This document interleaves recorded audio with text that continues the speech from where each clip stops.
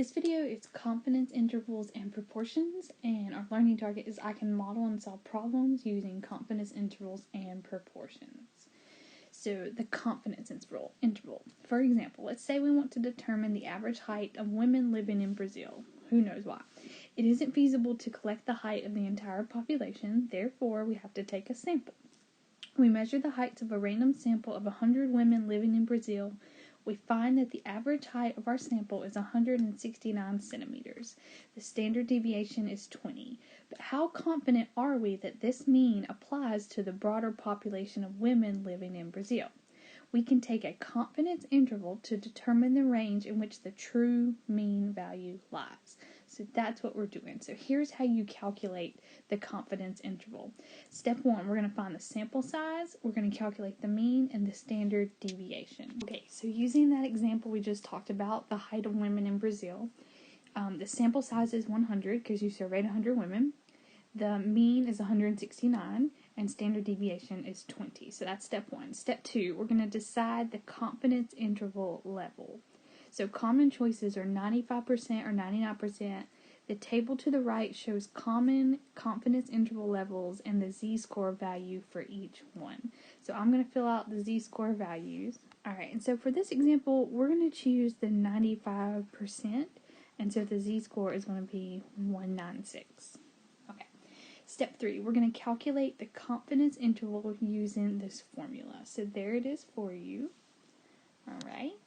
Okay, so here it is filled out, and notice that you do have a plus and minus in the formula, which means you would have to add it and you'd have to subtract it. So that's why I get two values, 165.08 or 172.92. So when we interpret it, we can say with 95% confidence, because that's what we chose, that the true mean height for women in Brazil is between 165.08 and 172.92 centimeters. So now we're going to reflect on the confidence interval. What's going to happen if we change the confidence interval? What happens to the range of values? What happens to the range of values when you increase or decrease? Okay, so the first one we're going to do the exact same formula, but now we're going to do it with 99%, and that's just a different z-score. So go ahead and try that. Pause the video and try it in 1, 2, 3. Okay, so for the first one, if you put it in the formula, you get 163.848 or 174.152. So when you increase the confidence interval, the range increases, and then when you decrease the confidence interval, the range decreases. And we just proved it by doing another example. Okay, so now you're going to try it. So this is part A. An industrial designer wants to determine the average amount of time it takes an adult to assemble an easy-to-assemble toy. A sample of 16 times yielded an average of 19.92 minutes with a sample standard deviation of 5.73 minutes. Assuming normality of assembly lines, provide a 95% confidence interval for the mean assembly time. Okay, so we're going to use that same formula, so I want you to pause the video and plug it in and see if you get the same thing that I do. So try it in 1, 2, 3. Okay, so when we plug it in, we get 16.87 or 22.97. So if you wanted to interpret that, you would say, we can be 95% confident that the true mean for assembly line time falls between 16.87 and 22.97. Alright, so let's try this one. Go ahead and pause the video and see if you can do it in 1, 2, 3. Alright, so you should get 15.412 or 16.588. So your sentence would be, we can be 95% confident that the true mean falls between 15.412 and 16.588. So just using that same formula again. Alright, let's just do some more. Alright, so go ahead and try this one. Pause the video, see if you get the same thing I do in 1, 2, 3. Okay, so we can be 95% confident that the mean falls between 6.12 and 17.88. So hopefully you got the same thing I did.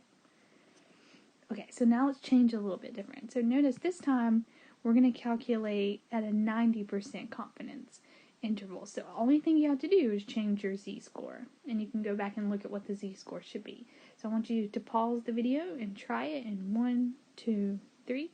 Okay, so for this one, we can be 90% confident that the true mean falls between 95.45 and 102.52. So it's that same formula, and just making sure that you read the correct confidence interval. Alright, so let's move on to something else. So for categorical data, an observation occurs within a group of categories. And then for the last 2 bullet points, you're just going to write your own examples. So here's my examples. The proportion of Democrats that are female. The proportion of U.S. children that are homeless. The proportion of 18-year-olds living in the United States that attend a 4-year college. And then you can use those 3 examples to come up with 2 of your own. Just write them in the blanks right there. So when do we use this? In the example above, we could find the statistical probability that an 18-year-old living in the United States attend a 4-year college. So conditions that use large samples. I'm just going to type it really quick. Okay, so the first thing, sample method is simple random sampling. If you don't remember what that is, you can go back and watch the video on sampling. And then the second condition is the sample size is sufficiently large. So a good rule of thumb is at least 10 successes and 10 failures. That's just what they're always going to use. Alright, so let's look at the formula for confidence interval of proportion. It's a little weird. Okay, it looks a little weird, but it's p hat plus or minus z, the square root p hat, 1 minus p hat, all over n. So p hat, remember, is the sample proportion, n is the sample size, and z is that confidence level value. So usually like what you would use for 95% or 99%, because those are the two most used ones. Okay, so now we're going to go over step 1, step 2, step 3, step 4, and step 5. So step 1, you're going to determine the confidence level you will use. So remember, you can use 99 or 95. Step 2, we're going to find the sample proportion. So remember, that's p hat.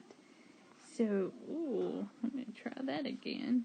So p hat is equal to the number of observations observes divided by n. Alright, and then define the standard deviation. Looks like this. So the square root of p hat 1 minus p hat divided by n. Step 4, we're going to find the margin of error by multiplying step 3 by the z-value. And then step 5, we're going to calculate the confidence interval by p by adding and subtracting the margin of error from p. So, a little confusing, but just look at the steps. Go back and look at them. Alright, so now we're going to try it. So suppose we want to find the 95% confidence interval for the population proportion of people who prefer chocolate over vanilla. So the number of people who prefer chocolate is 200 and the sample size is 300. So number 1, they told us that we're going to use the 95%. So my confidence value is 1.96. So step 2, we're going to find p hat. So the number of observations divided by the sample size. So I'm going to round this just to 0.67.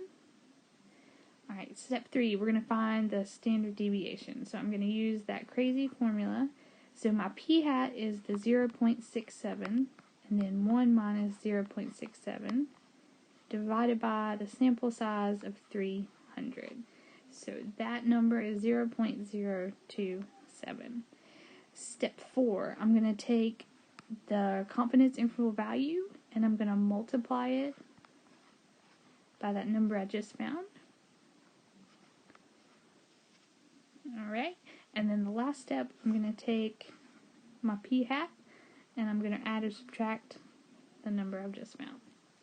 So in words, what you would write, the 95% confidence interval for the proportion of people who prefer chocolate over vanilla is 0.67 to 0.72. So I want you to pause the video and try this one using the exact same method we just did. Try it in 1, 2, 3. Alright, so for the 99% confidence interval, you should get 0.53 and 0.61. So we can be 99% confident that the true mean for the population of people that believe gay marriage should be legal is between 53% and 61% of the population. Okay, so for part B, you can do this one or you can skip it, but it just wants you to choose your own confidence interval and see if you can come up with it, which I'm sure you can. So we're going to move on.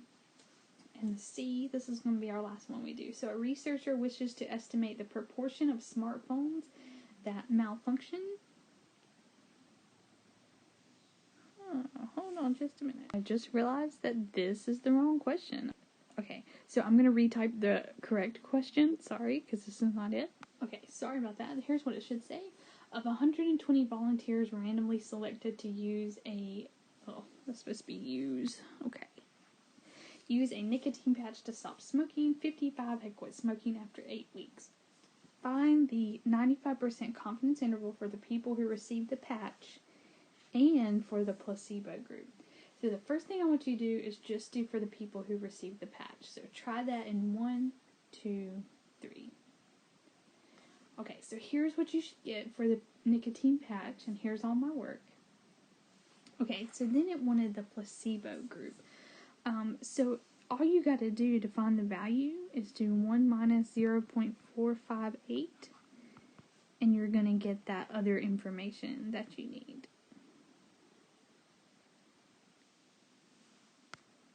So you're going to get, 0.542. So you can skip step 1 and then go on to the following steps. So see if you can do it in 1, 2, 3. Alright, so here you have, this is my placebo group, and you can see how I worked it all out, but you should get 0.453 and 0.631.